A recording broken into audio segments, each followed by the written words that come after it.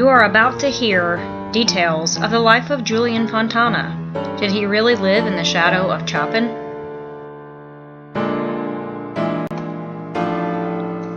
In 1833, Fontana released an original composition, A la Mazurka.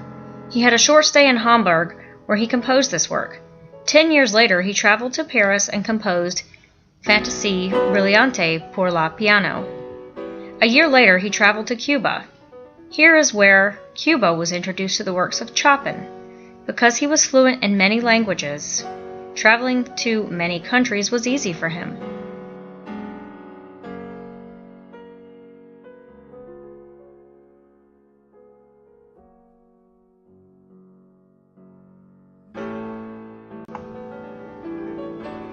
There's still a great mystery of how Julian became interested in music. His family has roots in Italy. They did, however, migrate to Poland.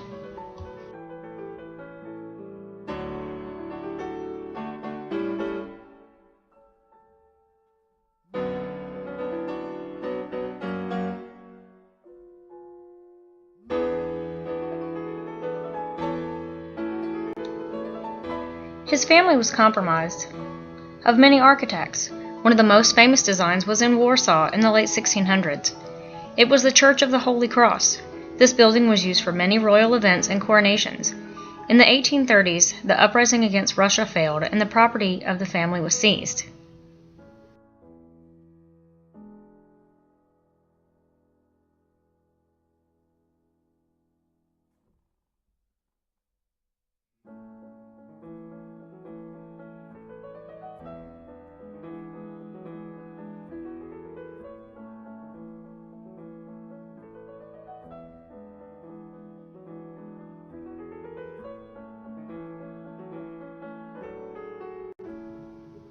Julian was a composer, author, teacher, journalist, and pianist who lived from 1810 to 1869.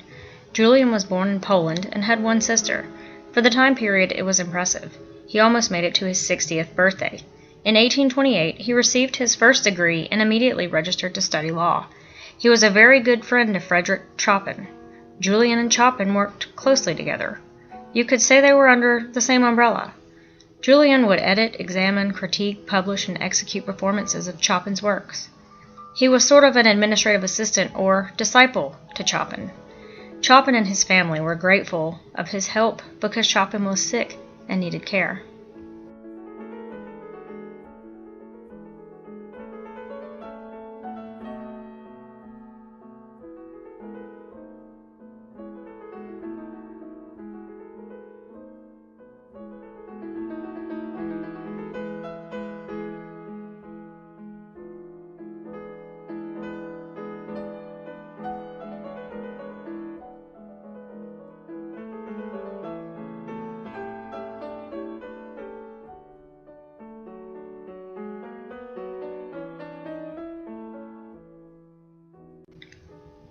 Being able to find pieces of his music was a bit difficult.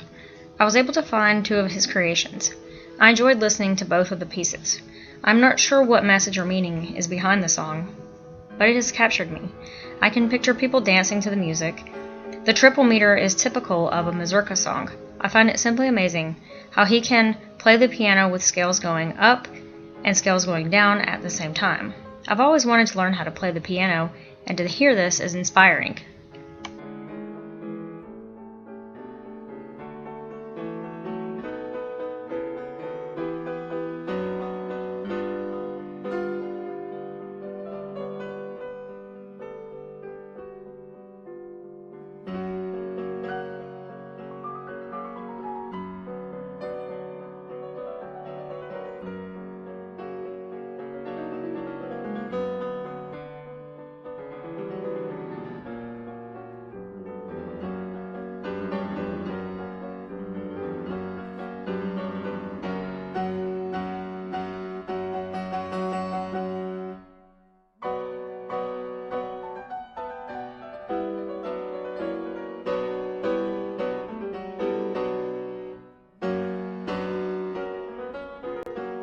The story does not have a happy ending. Paris, December 23, 1869.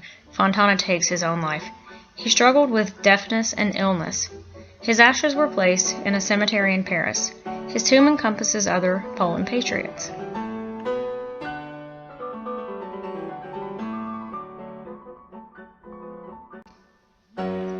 The tomb was restored, and the Polish government is currently maintaining it.